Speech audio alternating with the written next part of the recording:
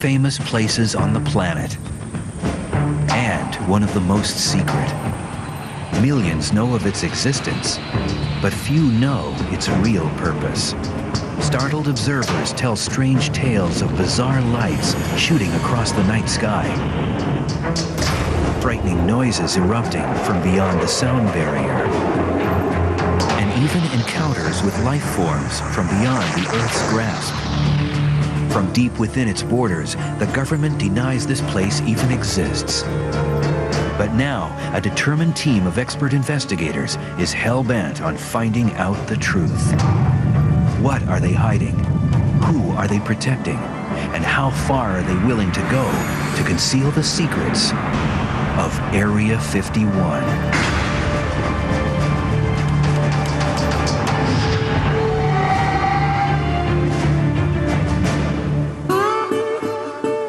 The thing that makes it interesting is they deny that it's there. Area 51 is unlike any other U.S. military base. Located deep in the Nevada desert, this top-secret facility is surrounded by a wall of rugged, unforgiving mountains, protected by an impenetrable ring of security that keeps the base beyond the reach of intruders, and, critics charge, all government oversight. Reports of strange advanced aircraft suggest they may be testing anti-gravity propulsion, a revolutionary aviation system once reserved for science fiction. Chuck Clark may be the world's foremost authority on Area 51. As a professional astronomer and aviation hobbyist, he's always had a fascination with the base, which the U.S. military claims is simply an aircraft test site. In the remote Nevada desert, the tiny town of Rachel is the closest most people get to the high-security base called Area 51. It trades on wild claims of UFOs, but many think the government encourages alien theorists to propagate myths about Area 51 in order to discredit legitimate watchdogs.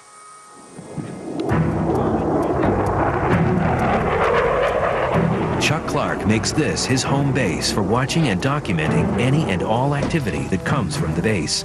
Today, he's meeting with the team of experts he's assembled to spend 24 hours using any legal means for the most intensive in-the-field investigation ever launched into the true nature of this legendary base. Their mission, to launch a 24-hour, round-the-clock, up-close investigation of Area 51 and discover what the government is hiding inside the walls of the world's most top-secret military base. This is Area 51, guys. This is a satellite image of the base. Sort of gives us an overall view of what's out there. Each man brings with him a unique base of knowledge and skills. Guy Norris is an award-winning military aviation reporter. He's been studying top-secret airplanes and air bases his whole career. I think the interesting thing is from an FAA chart, as you can see, there's absolutely no indication whatsoever of any runways at all on the map within that restricted area. So obviously on the map itself, as far as the rest of the world is concerned, there is no runway here, although quite obviously the reality is very different. Military communications specialist Bob Grove has been studying the base's radio system. There are several hundred frequencies active out here. I brought a scanner out, going to do some listening and see if these are really as active as they seem to be. Private Detective Mike Johnson has already been on the case. The security measures are far more than just the remoteness and it's being so desolate and out in the middle of nowhere. He knows that at any high-security military base, guards are well armed, and at Area 51, they are ready to use deadly force if anyone breaches the perimeter. To really observe the working of the base, they must split into two teams. All right. Team 1, electronic surveillance. Mike and Bob will circle the base's perimeter, checking out the elaborate security system up close. They'll try to watch the people who will be watching them, and using radio scanners, they will go beyond the barbed wire and guardhouses to eavesdrop on Area 51. Team number 2, visual surveillance. Chuck will lead Guy to the top of Tikaboo Mountain. It's the only vantage point of the base that hasn't been taken over by the military. Chuck will aim his astronomical telescope not at the stars, but at Area 51. For Chuck, this trip is the most important of dozens he's made to photograph Area 51 and its operations.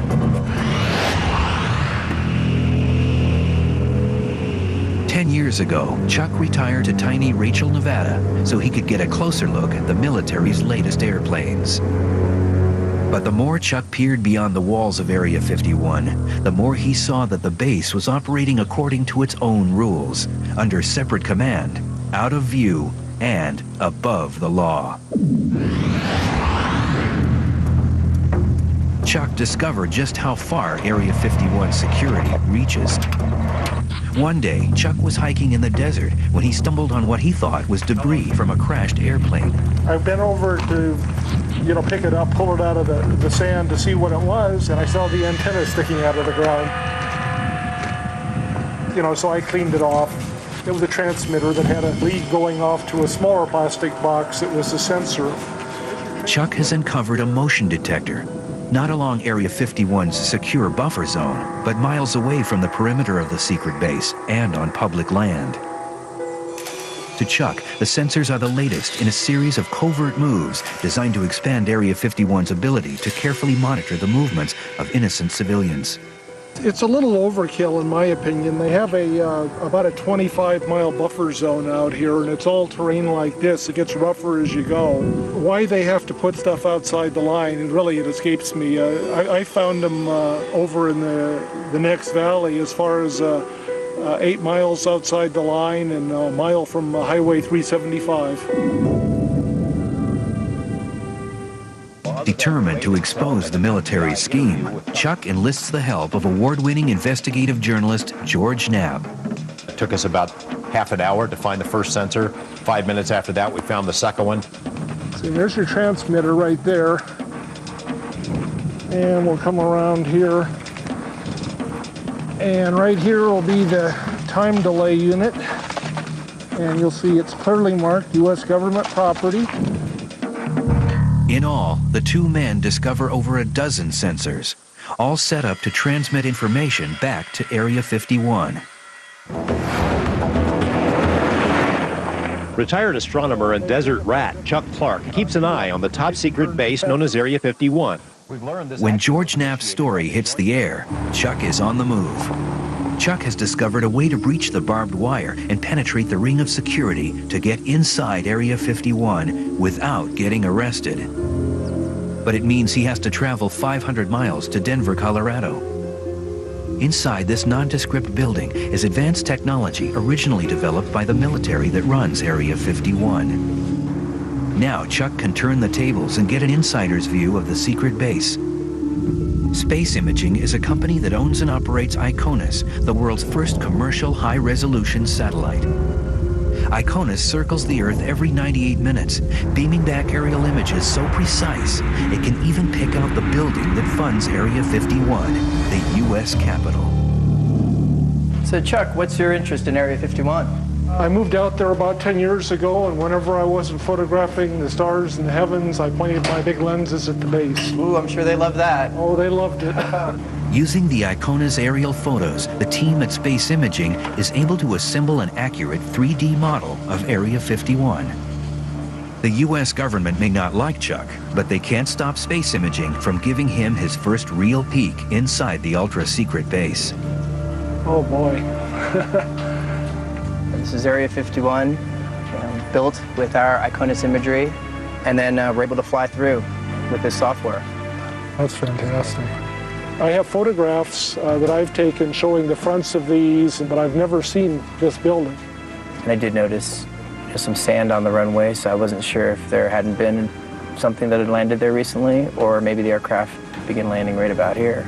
Maybe that dust is just painted on for a deception, too. Mm-hmm. These are some nefarious people that are running this place, and they might think of something like that. Yeah.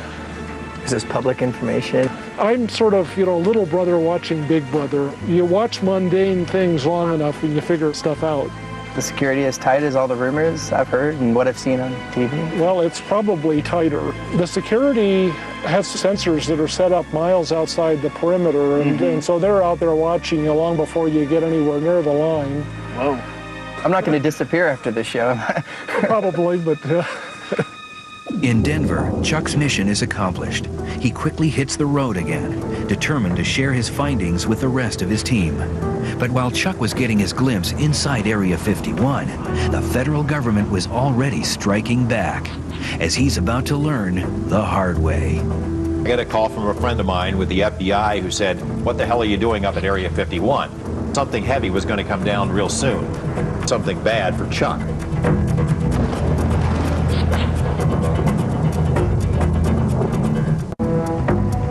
In the remote Nevada desert, Area 51 is a secret military test site.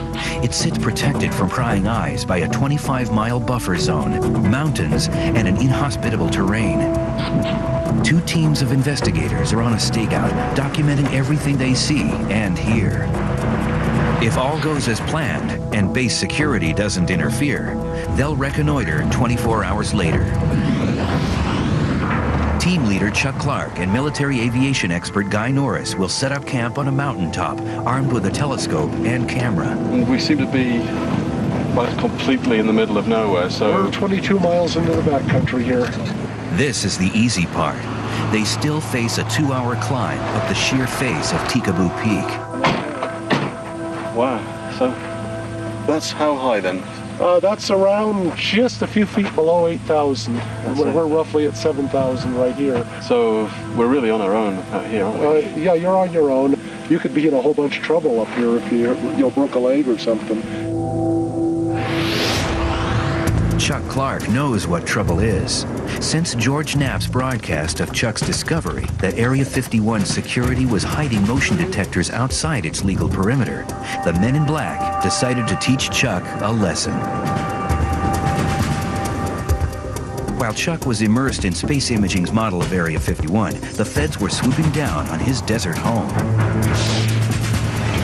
FBI agents have confirmed that a search warrant was served last night on the home of a self-described military watchdog in the tiny town of Rachel, near the mysterious Area 51 military base. It's an exclusive story you will only see here. We've learned this action was initiated by the Joint Terrorism Task Force. The search warrant remains sealed, and the FBI won't say what was seized from the home of Rachel resident Chuck Clark. Well, I was just driving over to Dave's house, and I noticed that there was a whole bunch of guys standing around over at Chuck's.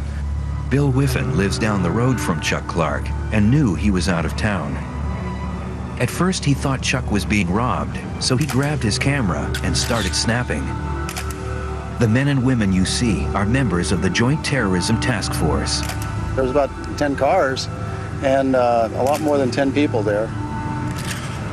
I recognized the badges and I saw the FBI on the jacket. I got pictures of them making boxes, going in and out, and I got one of the hard drives coming out. As Chuck returns to Rachel and his home, he has no idea what has happened. Let's see. Oh, that's weird.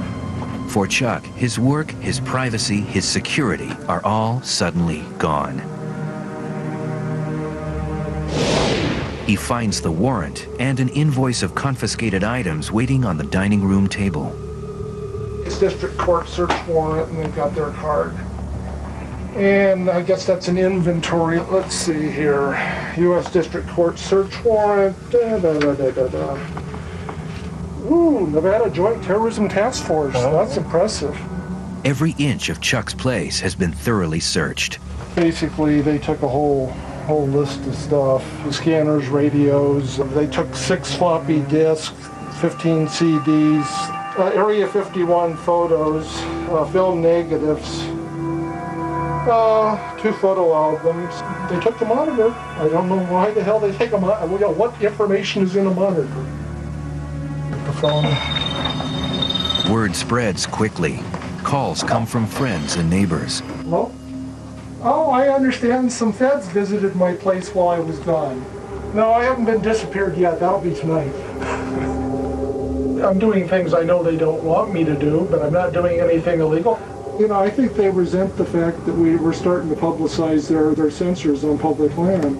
Now, the message they're trying to send to him was knock it off. I know what I can legally get away with, and I know what I can't get away with, and I push it right to the edge, but I don't go past that edge. And that's what's got him so irritated, that I'm not intimidated by him. I get right in their face with the camera lens.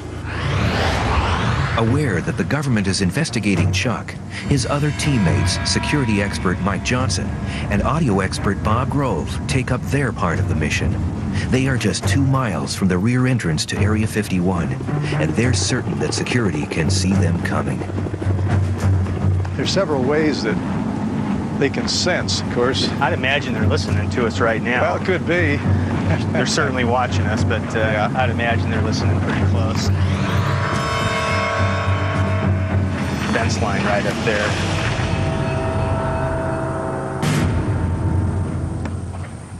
They decide to walk the fence line, keeping their eye on the guardhouse. Let's see what we've got down here. There's some type of sensing unit on that fence right there, that white box. Could be, could be. Take a look and see what that is. Security is well aware of them. That's far enough from me. Yeah, let's check the other side of the road, see if there's anything there. From 100 yards away, they get their first glimpse of the private security force contracted to guard Area 51. Known to insiders as the Camo Dudes. So called because of their desert camouflage uniforms. Bob and Mike want a closer look, but they know one step over the line would put their mission in jeopardy. This is not the time to test the boundaries. I don't want to end up in jail. Yeah. Mike and Bob make a quick strategic retreat.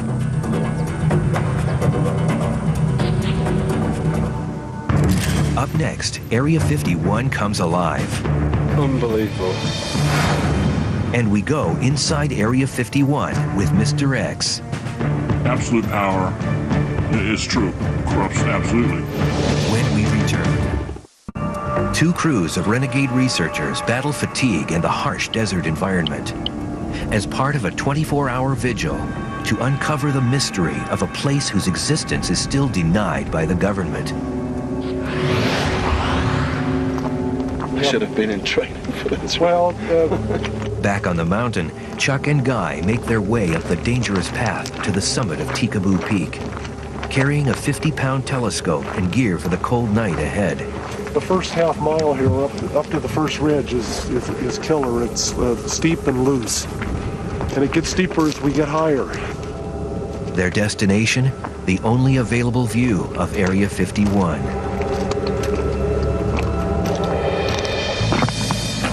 Well, here we are up top. Wow. That is so spectacular, isn't it? So what do you think? Is it worth the climb? Yeah, I mean, I'm finding it difficult to describe to you, actually, what it's like. I think the weird thing is that although we're here on planet Earth, you feel like you're on the edge of another world out there. Looking out across the desert through the heat haze, there is another world, one the government has tried to hide from prying eyes. It's Area 51. Yeah, I can see some buildings glinting sort of thing in the sun, and I can make out one of the runways. Unbelievable.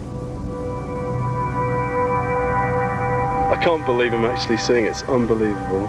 After all this time, it's incredible. It's not really a myth. Yeah, it really exists. Chuck and Guy hurry to make camp on the bare mountaintop, all too aware that if they can see the base from here, the base can see them. They're 26 miles away and must rely on Chuck's telescope and telephoto camera to let them spy on and document any activity at Area 51. With the eyepiece in place, it will give us about a 50-power look.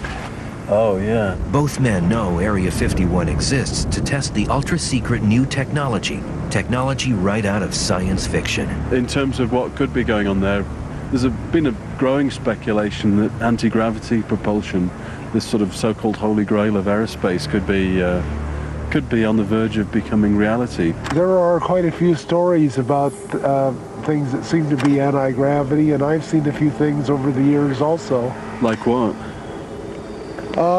Objects that rise slowly and sort of hang motionless for minutes at a time and then suddenly dart halfway across the sky in a second or two and stop instantly, or make a high-speed V-turn.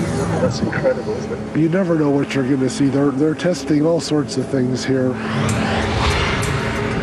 On the desert floor, disguised as campers, Bob Grove and Mike Johnson are setting up to monitor anything coming or going inside Area 51.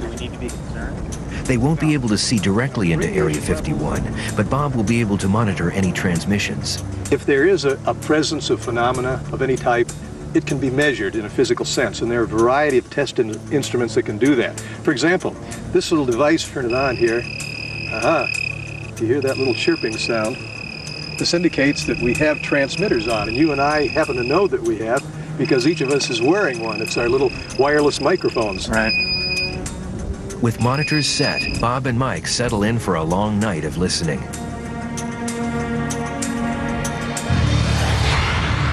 At the top of Tikaboo Peak, team leader Chuck Clark and aviation reporter Guy Norris move the telescope into final position. When something happens, if something happens, they'll only have seconds to react. It's a moonless night tonight, right? So that's better for the chances, the potential chances of something happening. It increases the potential chances. They don't want a chance silhouetting against the moon, so the less moon there is in a night, the more likely they are to test. It's almost 2 a.m.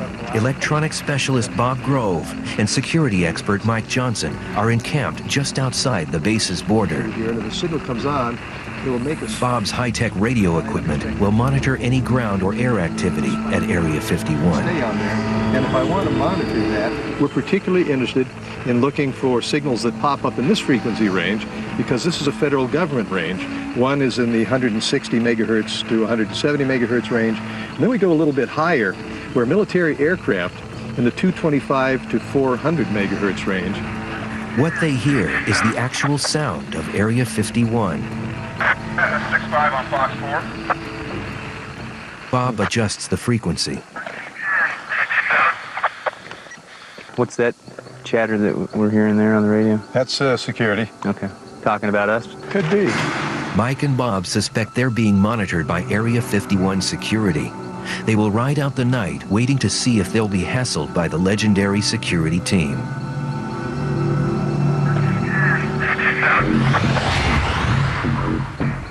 Chuck and Guy can see lights appear. It seems to be operational, even at 3 a.m. In the years that I've been here, the almost 10 years I've been here now, it's expanded quite a bit, probably doubled in size just in the last 10 years. Tonight, on the mountain peak and on the desert floor, the air has been strangely silent. Then, the steady static is interrupted.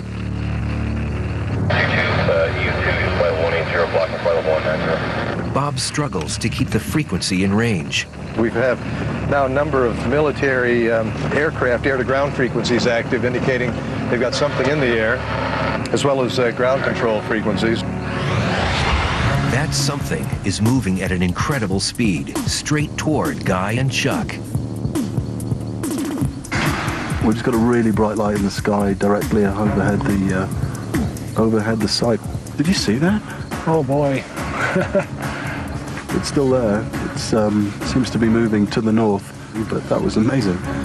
It was so bright, wasn't it? Yeah. It was directly over the site. Well, it makes me think it might have been an aircraft with a very directional light on it.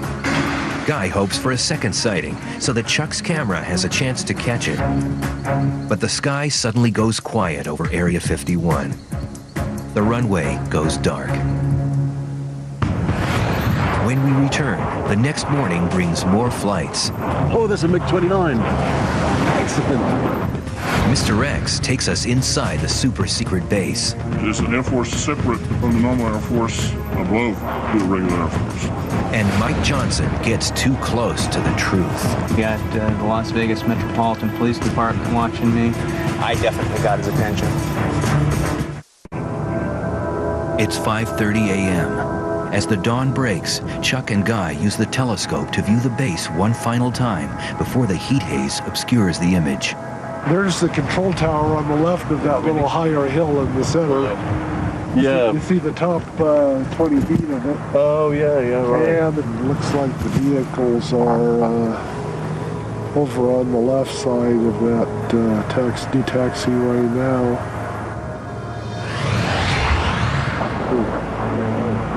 For Mike and Bob on the desert below, Here it comes. 15,000 feet above their heads, Area 51 comes alive. Guy hears it too. Sounded like there was something in the air over there, Chuck. It could be a B-2 bomber. They practice refueling around dawn and then stay in the airspace for a couple hours out here. Guy can't believe his luck. The B-2 is not alone, and it has some surprising company. Oh, there's a MiG-29. Excellent. He's turning that way. Although America is no longer in a Cold War with the Soviets, for some strange reason, it's still fighting their aircraft here at Area 51.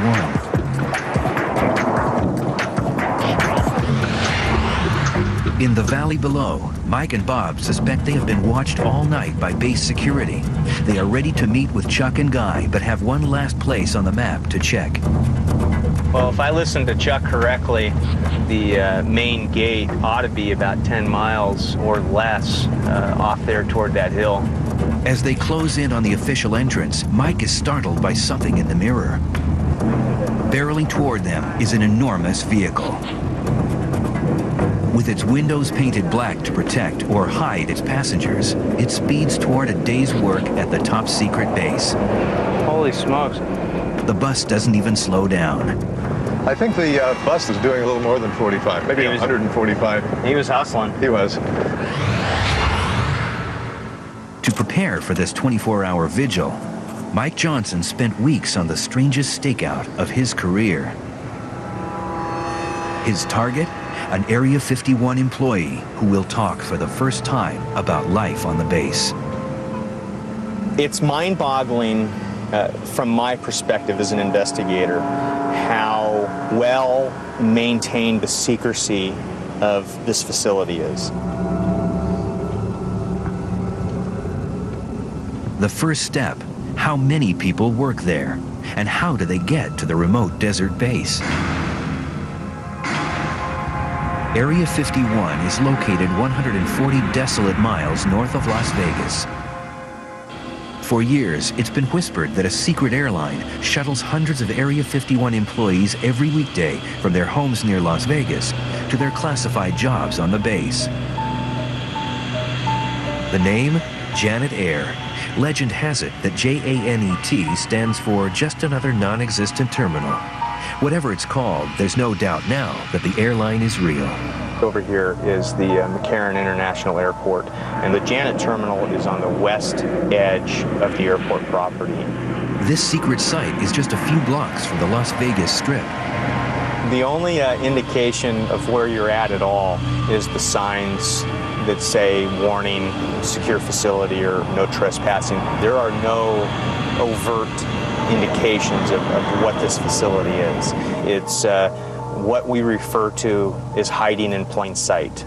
During his stakeout, the first thing he notices is something that Janet airplanes don't have. There is no identifying markings on those aircraft with the exception of the tail number. All aircraft have a tail number with the exception of military aircraft, which would indicate to me that they are privately held aircraft. Using his investigative skills to run down the tail number, Mike knows these planes are owned by EG&G, a huge government contractor. One of the Janet flights just loaded up, moved out onto the tarmac, and should be taking off here any second. They typically don't leave them in the holding pattern too terribly long. They get them out onto the active runway and get them out of here pretty lickety-split.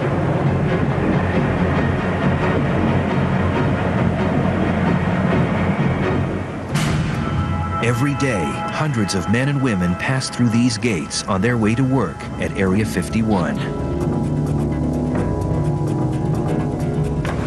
We're seeing a car go in now. The guard just stepped out. This driver's going to display some form of identification, and the guard's trying to figure out what I'm doing. and he's watching me watching him. Mike is on public property, but he still has reason to worry. The guard hasn't taken his eyes off Mike's car. I definitely got his attention. He knows I'm here. Here's a chance to check out the system's security. But it could also lead to compromising the mission or jail.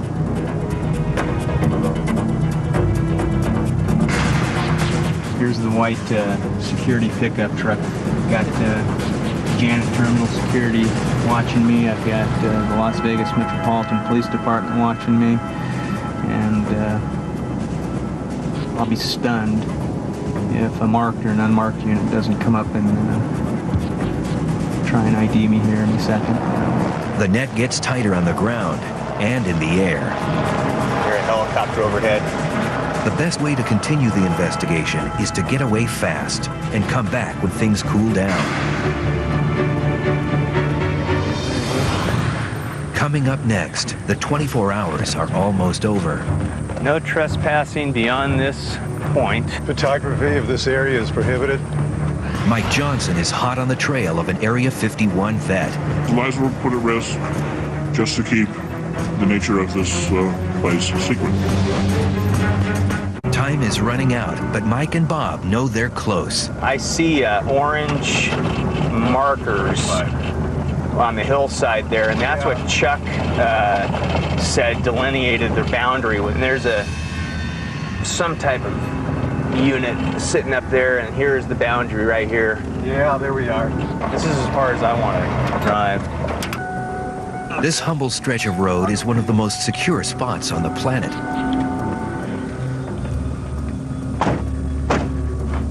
Some censoring units up there on the hill. Looks like it, yeah, the big one on top especially. People who have crossed this line have been arrested, interrogated, stripped of cameras, phones, even their clothes.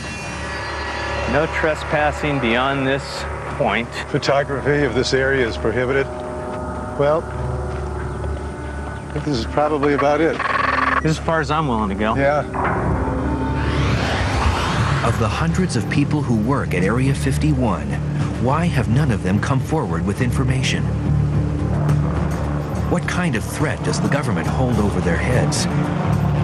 Mike's investigation has led to uncovering the addresses and backgrounds of people who park their cars in a secure Las Vegas air terminal and fly to the super-secret base. Now it's time for him to take the next step and reach out. An unmarked black SUV pulls out of the gate. This could be the opportunity of a lifetime. I spent a couple days out here, and I watched the activity.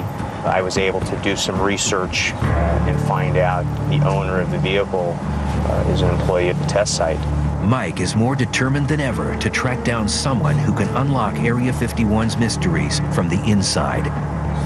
With Mike tailing close behind, the black car moves off the freeway. It's a promising turn of events. The further his target goes from the intimidating glare of base security, the more likely he is to talk. I don't have a clue what leverage the contractor or the government uses, but man, they must sign their life away. It's phenomenal how well kept the secret is. Rush hour traffic slows the chase down, and for a moment, Mike loses sight of his target. The car I'm following is at least a quarter mile ahead of me right now. Mike manages to pick up the trail again. Now he weaves between vehicles, staying close enough to keep a constant watch on the black SUV, while being careful not to blow his cover. Our guy is still up in the #1 lane. Let's see how lucky I can get. The chase moves from the freeway to city streets and begins to draw to a close in this slow-paced suburban neighborhood. These people are your average middle-class, upper-middle-class folks. They're your next-door neighbor, the parents of your children's best friend. They just happen to have a super-secret job. We'll see what happens here, and then go knock on the door.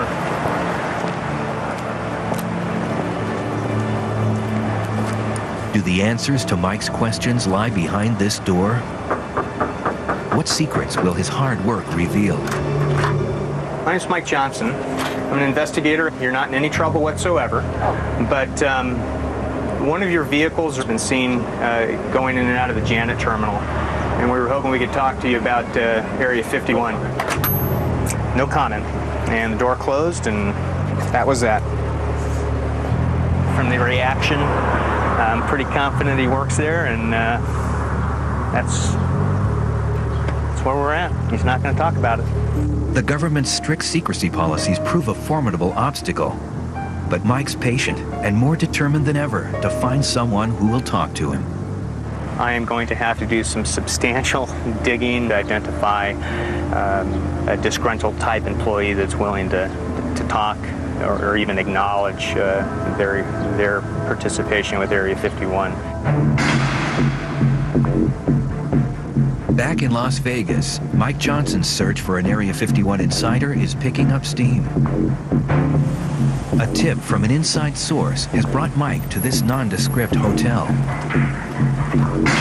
If his information is correct, waiting upstairs to speak with him is a former employee of Area 51. I worked at Area 51 for approximately 14 years, and through the 1980s and the early part of 1990s. Success. The man is apparently willing to talk, but only if his name is not used, his face hidden, and his voice disguised.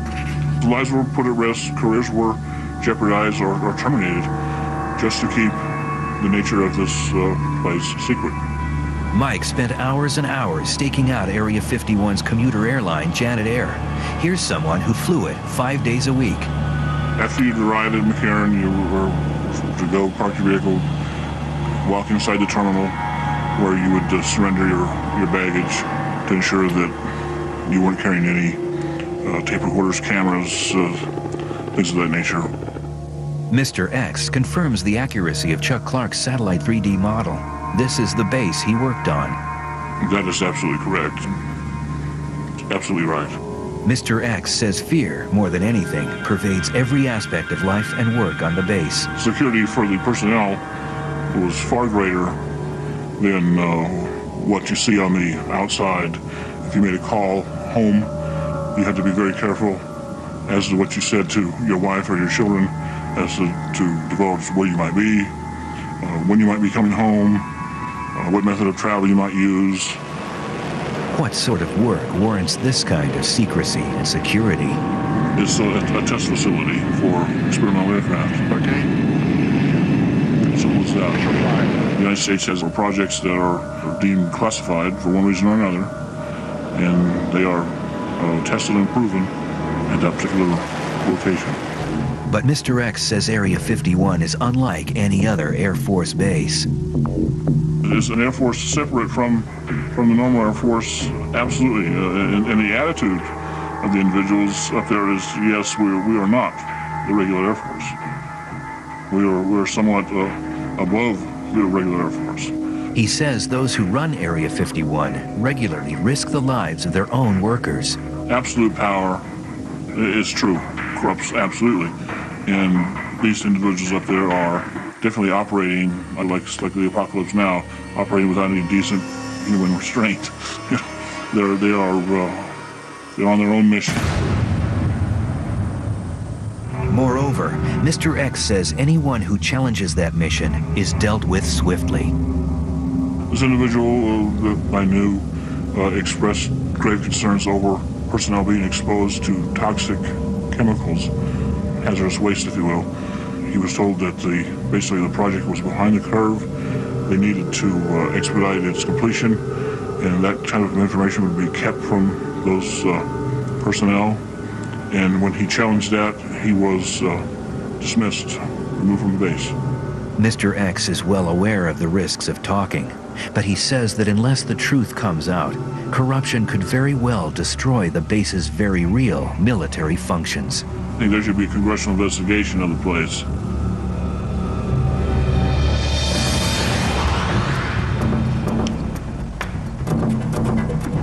Chuck and Guy, hungry, tired, and facing a tricky climb down a steep slope.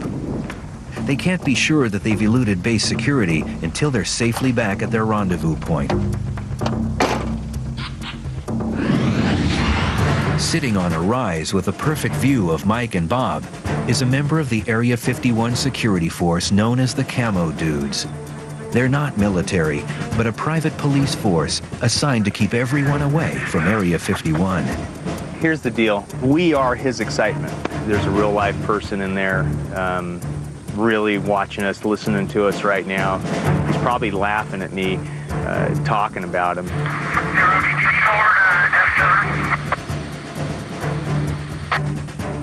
Still a lot of activity on the security channels. Well, I think we've seen just about all we're going to see here, and I'm not willing to go any further. Yeah, I don't think we should tempt fate. With security definitely alerted to their presence, they know it's time to leave and meet up with Guy and Chuck.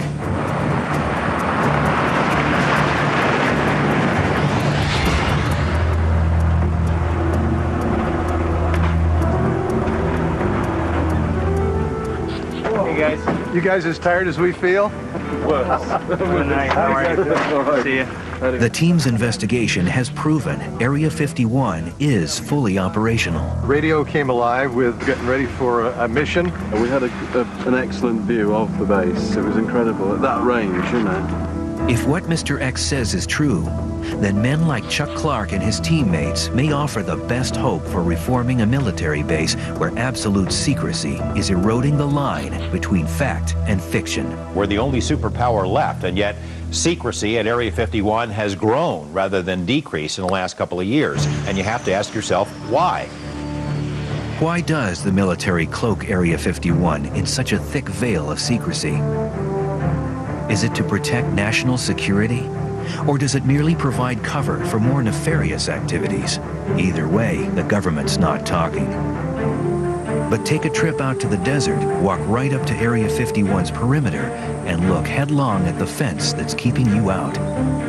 What Chuck or any of his cohorts will tell you straight up, if you want answers, the truth is in there.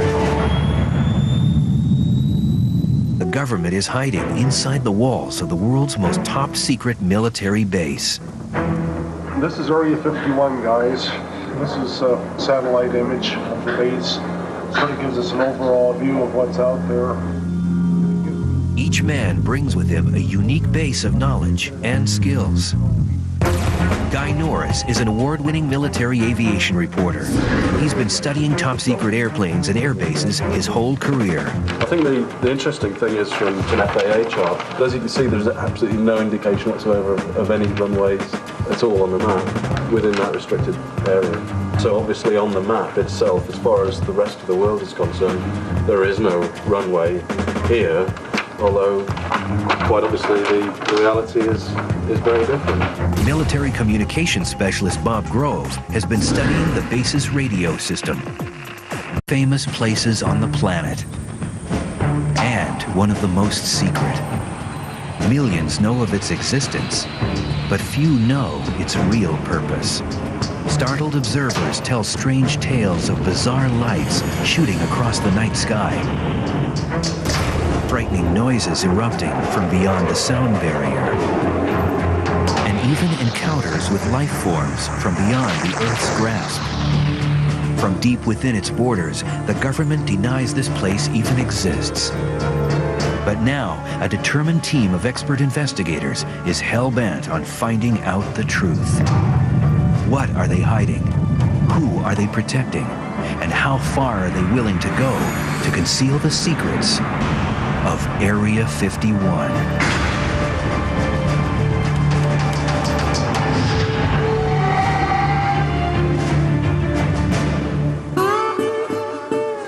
The thing that makes it interesting is they deny that it's there. Area 51 is unlike any other U.S. military base. Located deep in the Nevada desert, this top-secret facility is surrounded by a wall of rugged, unforgiving mountains. Protected by an impenetrable ring of security that keeps the base beyond the reach of intruders. And, critics charge, all government oversight. Reports of strange advanced aircraft suggest they may be testing anti-gravity propulsion, a revolutionary aviation system once reserved for science fiction. Chuck Clark may be the world's foremost authority on Area 51. As a professional astronomer and aviation hobbyist, he's always had a fascination with the base, which the U.S. military claims is simply an aircraft test site. In the remote Nevada desert, the tiny town of Rachel is the closest most people get to the high-security base called Area 51. It trades on wild claims of UFOs, but many think the government encourages alien theorists to propagate myths about Area 51 in order to discredit legitimate watchdogs.